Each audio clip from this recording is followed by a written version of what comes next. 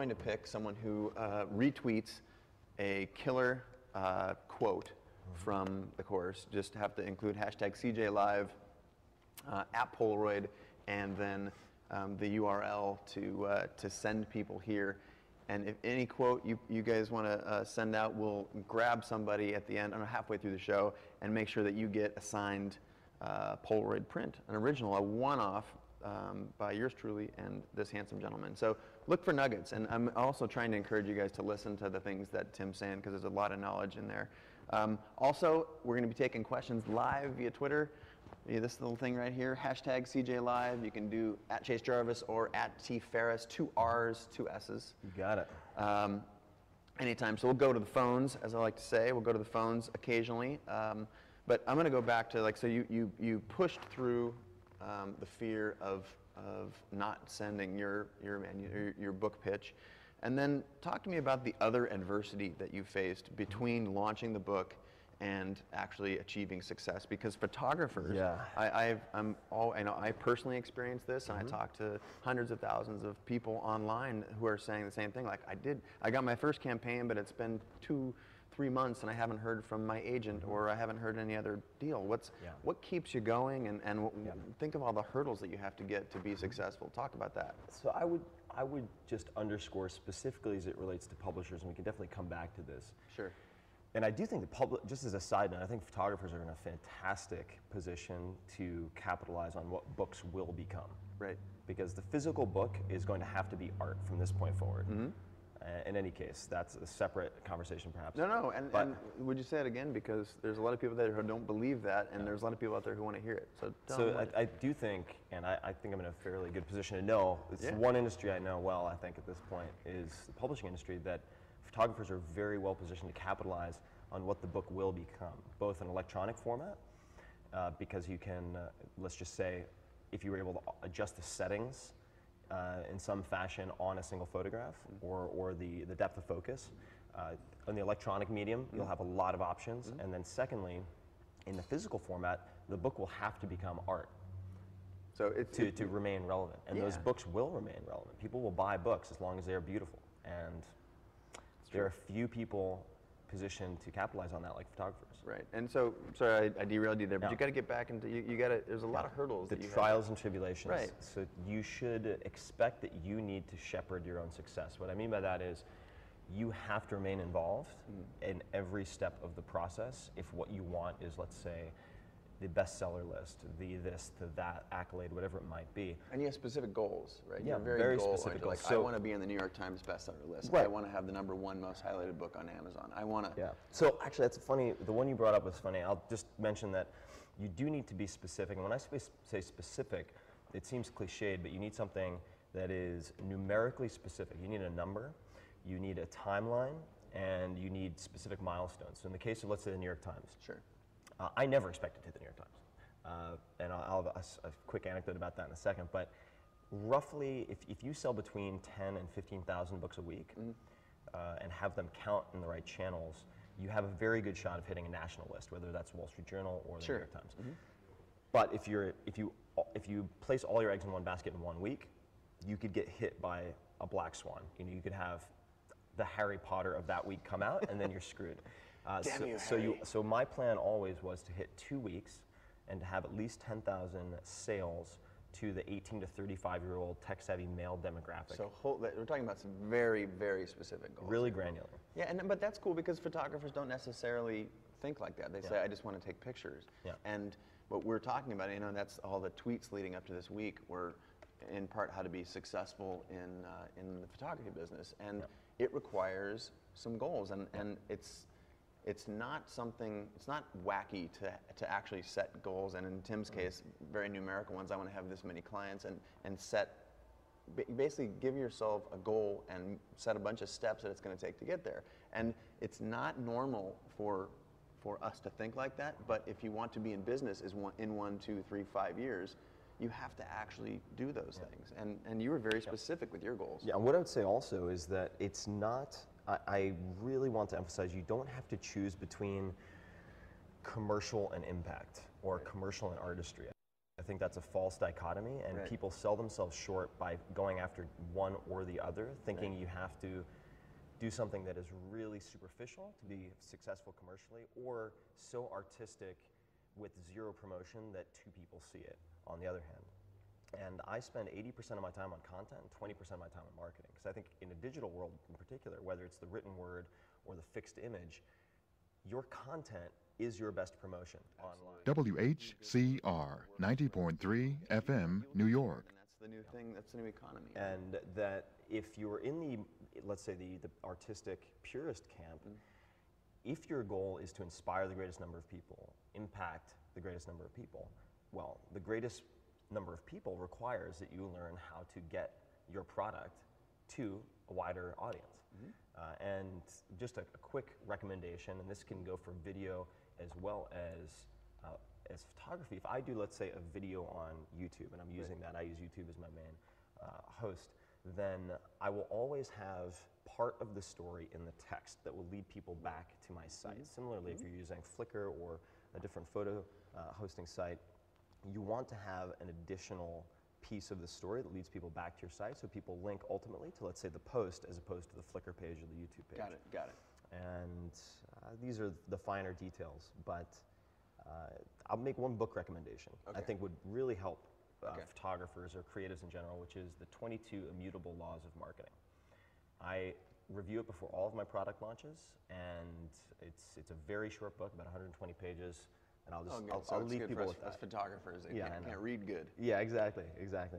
So fantastic book. what's the general basis of it?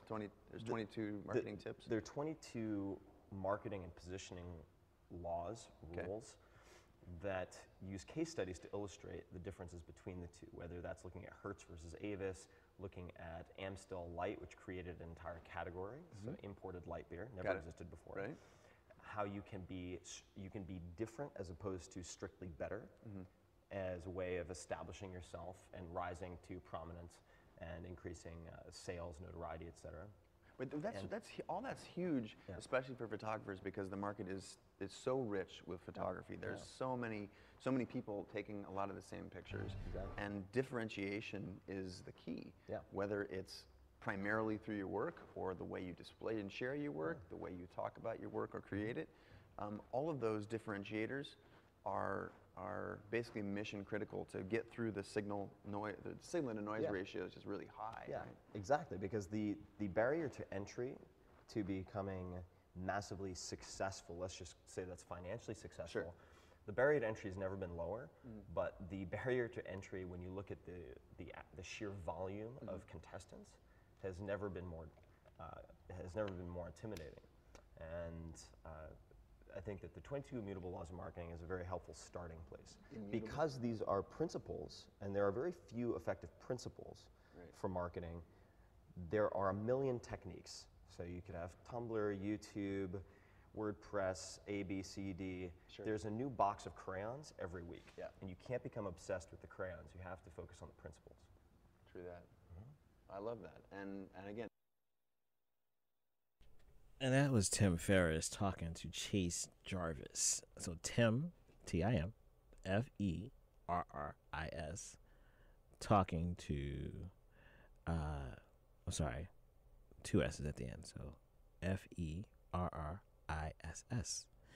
And he was talking to Chase Jarvis. But Tim Ferriss, author of The 4-Hour Work Week, really good information, really on point about process, getting stuff done, and going on with our lives and enjoying our lives. And if you are about that, you should really look at Tim's blog, the book, all that, like just everything. Tim's that type of guy. But one of the things that I got from watching Tim was really about understanding yourself and understanding what it is that it takes to make you successful, more so than what it takes to make everybody else successful. And we're all very different individuals. We come with our own baggage, we come with our own hang-ups. Our tribes have put different things on us. When I say tribes, I mean our families, our people we associate with, our socioeconomic status and clique that we surround ourselves with. And so we're almost brainwashed to some degree to hear their voice in our head when we come up with something. And what will Tom say, and what will Shaquana say, and what will Gabby say, But Tim has a really interesting way of bringing things out that challenge you. Speaking of challenges, I read a great book, and I'm not done. I'm like 75% of the way done with Pitch Anything. P-I-C-H. Pitch Anything by Oren Kaff. And Oren is, he's another prolific guy that's really kind of under the wire. No one really talks about Oren. I think I can see in 5 years a lot of people talking about him. He's already made like $400 to $500 million a year. I'm sorry, $400 to $500 million in deals over the course of 15 years. And he's really I don't say like an investor pitch person. Companies hire him to go into meetings and to explain why their $1 billion idea should be funded. And when I say companies, I mean the top banks in the country, the top investors in the country. She's really serious. And what I liked about his book, and the reason why I got his book, is because I saw him or listened to him on Mixed Energy. Now, you guys might remember he went talking about Andrew Warner.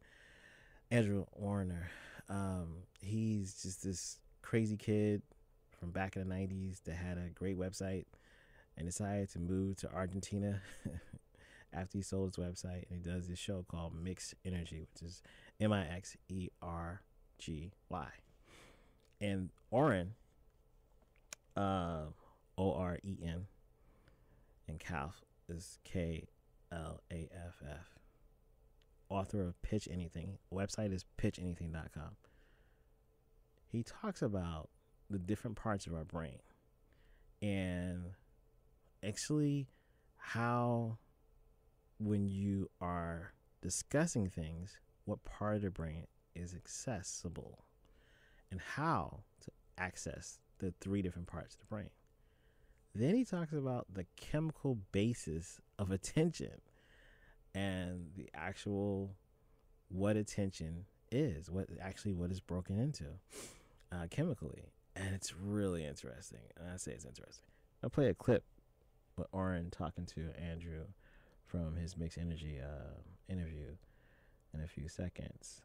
But yeah, I Pitch Anything. I would strongly recommend you guys get that book. Pitch Anything.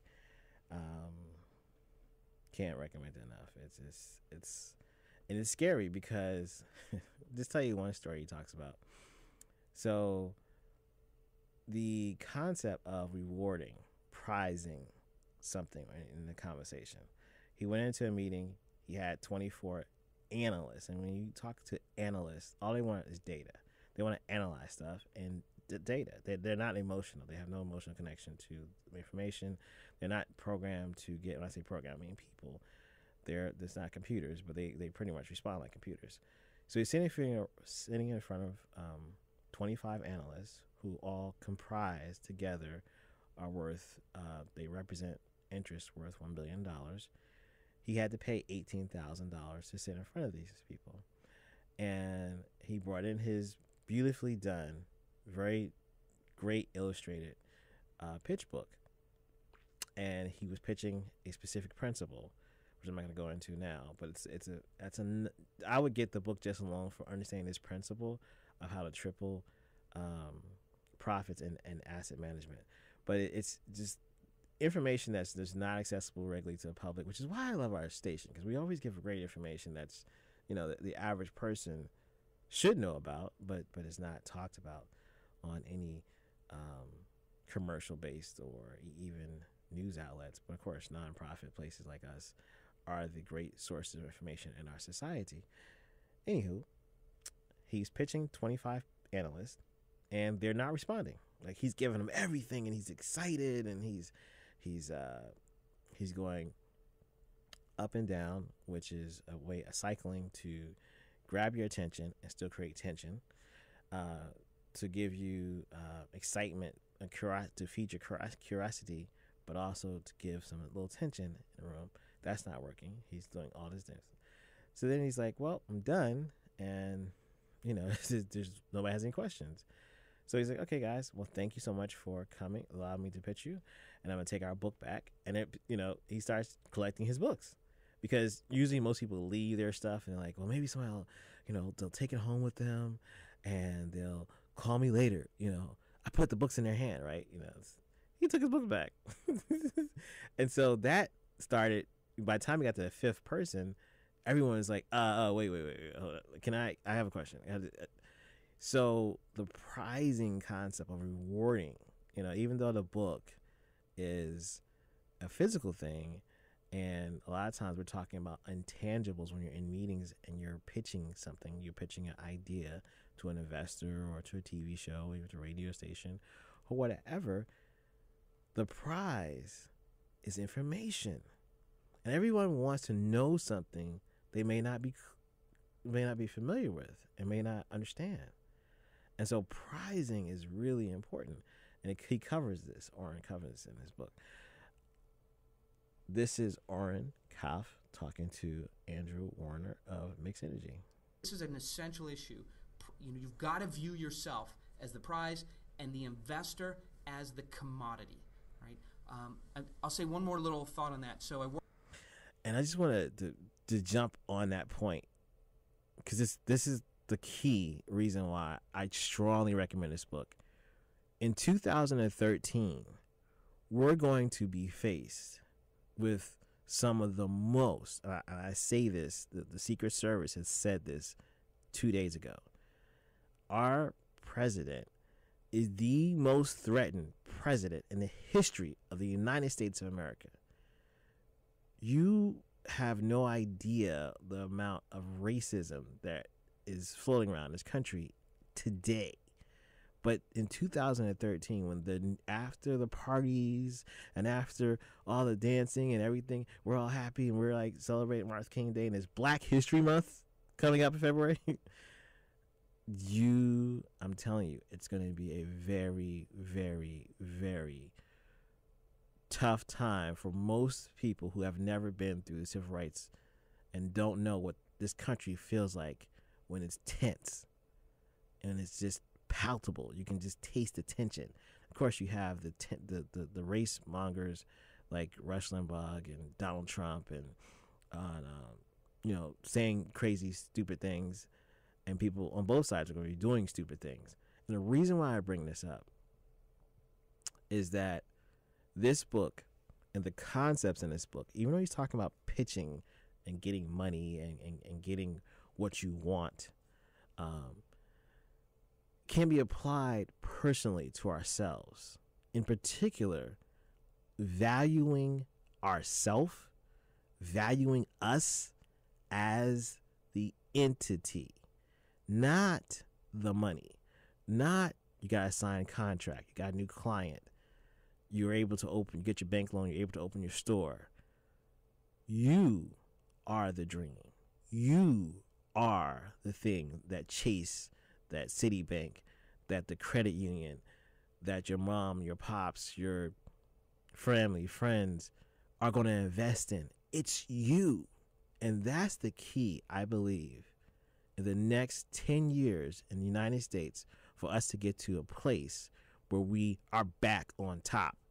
And the reason it's key for us to see ourselves is because literally the citizens of this country were beaten the heck down for 8 years, every which way. And in New York City, we were beaten down for 4 more years on top of that. So 12 years of just being smacked around by a government agency that said, Black and brown, you're worthless. We don't want to even hear from you. Go somewhere. We're shooting you. We're killing you. But now we're going to be celebrating, right? Now we've arrived, right? And we should be celebrating our unity that was able to bring about this election. Young people, the gay community, women, Latino, and African Americans. We should be celebrating the unity that was across the board. People say that African Americans can't, and African Americans say this all the time. We can't get together. We don't support one another. Is that in Florida? Lines were going around corners. Like, Florida is not like New York. You don't have a corner. Like, they were going around the back of buildings and into the parking lot and out the. I mean, people were online to vote till 11 p.m. at night, and they're still counting some of the votes in Florida and Ohio. So yes, we should be celebrating our successful endeavor. We must also learn now to turn inward and do the work that's necessary in our communities to get us to where we have the ability to jump to a new entire level as an entire community, which we have done in the principle of organizing for this election. And the key, I believe, is the individual. We must understand that we are the prize. No one else, you, me, our sons and daughters, our family, our friends, we are the prize. And so it's not the end goal of getting the money. It's not the end goal of opening your store. The end goal is you offering yourself and the person, business, institution, believing in you. And that's why I really believe this book is so radical and it's so different and it's so important for you to understand and know and really read this. And this book is only, it's not even, if you get it on Amazon, it's not inexpensive. It's not a big book. It's not 200 pages. I think it might be 175. It only has 8 chapters. I mean, but it's phenomenal. Anyway, back to Oren Kaff talking to Andrew Warner of Mixed Energy. Any deal can get funding. Every single deal I've ever been in will raise capital. In fact, capital raising can be a curse if you're good at it, because you just raise capital that shouldn't get capital, right? Every single deal will and can raise capital no matter what the dynamics. But it's just got to be done right. And this is an essential issue. You've got to view yourself as the prize and the investor as the commodity, right? I'll say one more little thought on that. So I worked with a major California educational institution that goes out and raises capital for large science projects, $200-300 million. And they go to philanthropies. And so they kind of walk in and say, hey, we're raising $200 million for family offices, that have philanthropic buckets. And so they'll go in carrying a bag and say, hey, can you put, $20 million into our HIV science center that we're doing at UCSD, right? And it wasn't that effective. So I went in and said, hey, look, we always raise money for these deals. Joan Kroc, Ted Waite, Bill Gates tends to be on these boards. So if we allow you to invest in this deal, we'd like to know, have you ever sat on a board with Bill Gates? How do you perform in that environment, right? And then sit back. That changes the fundamental nature of capital raising. When you prize and treat the capital as a commodity, we would not be able to raise $1 if we didn't have that frame. And it seems like, after reading your book, that this works anywhere, even beyond raising money. You gave an example in your book, Pitch Anything, of BMW that sells a car that makes potential buyers sign a contract where they say they agree to keep the car clean if they buy it. What they're doing there is saying, instead of we're going to try to win you over as a customer and dance to your tune, you have to win us over by agreeing to keep the car clean, by showing that you're a worthy customer and worthy driver of BMW. So it looks like that's one of the first things we need to do. We need to consider, they want themselves to be considered the prize. We have to show them, no, we're the prize. Can we do that right from the start, or do we need to wait till the end where we turn the tables? Can I just walk in and say, look, before I even pitch you, I want to make sure that you really are the right partner for me, because if you're not, I'd rather just go pitch someone who is. Can you give me an understanding of what other partnerships you've done that are similar to mine? How long have you been in business? I know that your company's strong, but who are we going to be dealing with, and what commitments are they prepared to make for us? Can I walk in like that? Don't do right from the start. Make yourself into the prize. Why? every single venture meeting or private equity meeting you walk into will start like this. Hey guys, thanks for coming in. We thought we'd spend a few minutes to tell you about ourselves as a firm and our history and a little bit about our partners. So what you want to do is cut that off immediately and say, hey, look, why don't we get started on pitching our deal, okay? Then you can tell us about yourselves in context of what we have, right? So, and they'll say, they'll let you, if you do that strong, they'll let you do that. So that does some wonderful things. First of all, it preserves time. And hopefully we'll have time here today to talk about the value of time. You have about 20 minutes of attention. So if you, in a room, you walk in a room, everybody sits down, fluids in or out, organize all that stuff. Hail fellow, well met. Nice to meet you, but then the meeting starts. You have 20 minutes to accomplish what we call wanting, okay? 20 minutes. That's about the span of human attention. If you burn up 10 minutes listening to them burn energy and tell you about themselves, then now you have 10 minutes to capture, of attention span from them and to create wanting. So when you walk in that room, they're going to say, hey, we'll tell you about ourselves and you guys can get started. You say, no. Why don't we get started? Right. So even though they're going to sit as the prize, as the kings in the room, and treat you like the jester who has to entertain them, you say go with it because you're going to make your deal so enticing in that period of time that that you can then flip the table later. You want to start doing it that way. Okay. The other thing in that chapter that you have about offering the prizes, you say don't let the buyer set the agenda. And often we walk in and we want them to set the agenda because we want them to tell us what it'll take to make them happy. You're saying, no, if they start to set the agenda, you go in there and you say, no, I've got a better agenda. Let's go with this. What you are touching on here is the difference between selling and pitching. Okay. Mm-hmm. So selling is when you have multiple opportunities and touch points and get to work with the buyer. So I don't want to pick on paper salesmen, but because of the office, we'll do it. So you may go in as a paper salesman and say, hey, we have this great 50% cotton blend. How about getting a couple pallets? And they may say, it sounds good, but we still have, the 25%. Let's maybe next month come back and let's talk about it. That is not how pitching works. Anytime I've gone in to pitch a deal and we'll get a yes or no, they never go, hey, it sounds pretty good. I wonder if maybe you could come back next month and pitch it again when we've used up, the capital that we have, or we have some more. It's binary, yes or no.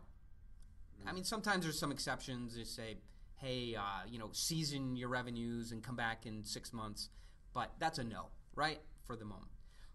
So when you pitch, it's very high stakes. There's high consequences, and it's binary. When you're selling, you can do all that kind of rapport relationship stuff. Now, here's the point. If you look at a rock band, if you look at a comedian, they don't tune their performance for each individual audience or audience member. They go right for the amygdala. They go for what we call the crocodile brain. They put on the best performance they have that is meant to capture attention and emotion.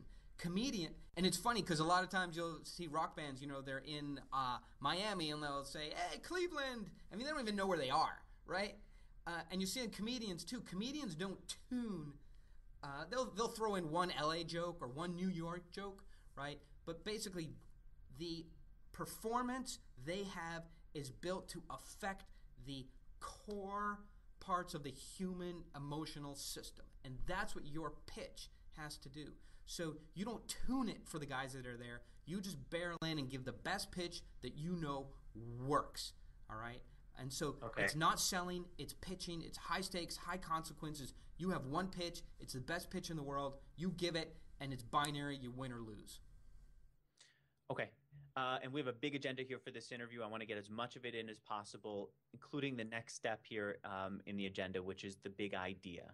How does you label concepts within pitches? What does that label, the big idea, apply to? Give me an example of that. Right. I think there is, in a minute or less, let me tell you what I think the problem is. So venture capitalists have provided a lot of direction for entrepreneurs how to structure their pitches, right? But how a venture capitalist will tell you to structure a pitch and how you should pitch to go get the money is completely different. For example, if you go and ask a girl, what should I do to make you like me? She'll say, well, obviously buy me flowers, take me out to dinner, take me on trips, you stay in a different hotel from me, drop me off at my house at 8 o'clock at night on Saturday so I can go out with my girlfriends, and you go home, right? That's what she wants. But that's not what will actually work, right? And so asking a venture capitalist how, when a venture capitalist tells you how to pitch, he's going, how can I get the best liquidation preferences? How can I give you the lowest valuation? How can I get the longest vesting period and the maximum cliff and really cram you down? That's what his advice is going to involve.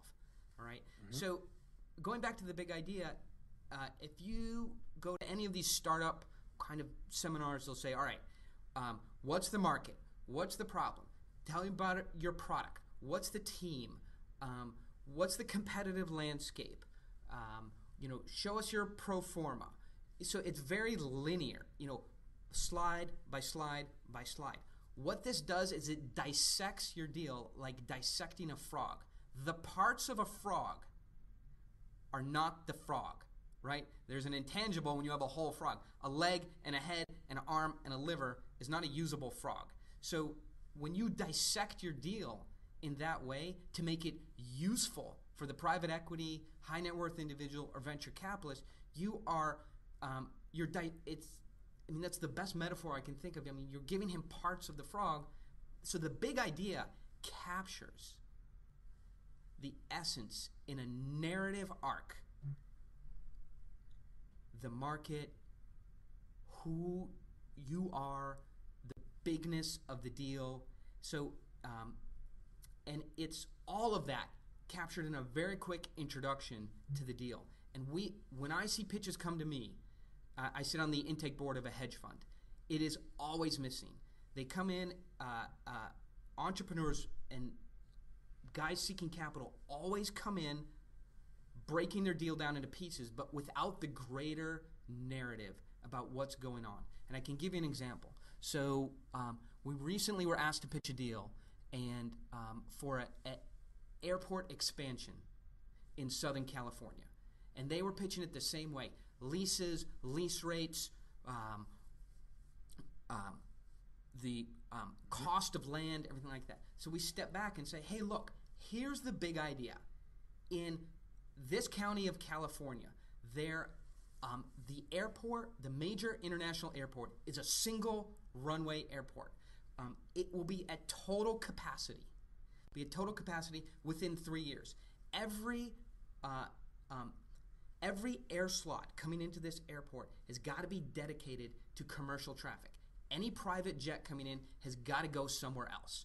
So the big idea is if you don't have landing capacity for private jets, then the airspace in this county is completely full and the traffic has to go to other counties. That in essence is the narrative arc for the deal, and then you can go into lease rates and problem solution and cost of property. So the big idea has got to cover the generic problem so that anybody who shows up with a solution can win. It's not about you.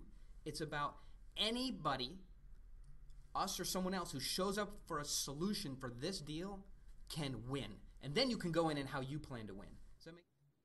Yeah, it does. So first, you're giving them the big idea that captures that painful problem, and then you're talking about how you can solve that deal, and you do that presentation of the big problem so well that if anyone else comes in there and pitches it, they at least have that opening in the audience's willingness to look for the solution. Okay. All right, that makes sense. I'm looking to see if there's anything that I want to push back on or find out more information on, but I think that makes a lot of sense, and that seems like something you do in half a minute, and then you get into the rest of the presentation? Yeah. So the big idea is something that we end up spending, a week or more developing, and you tell it in about 45 seconds. 90.3 FM, New York. WHCR, 90.3 FM, New York. oh so cool, cool, cool, cool, cool, cool, cool, cool, cool. Sugar treats, sugar treats, sugar treats, sugar treats, sugar treats, sugar treats, sugar treats, sugar treats, sugar treats, sugar treats, sugar treats. Baby, if I took a chance on your love, then would you disappoint Let's take me? a sec to think back. Let's take a sec to think back. Let's take a sec to think back. Back. What if I gave you the kissing and hugging that you want from me?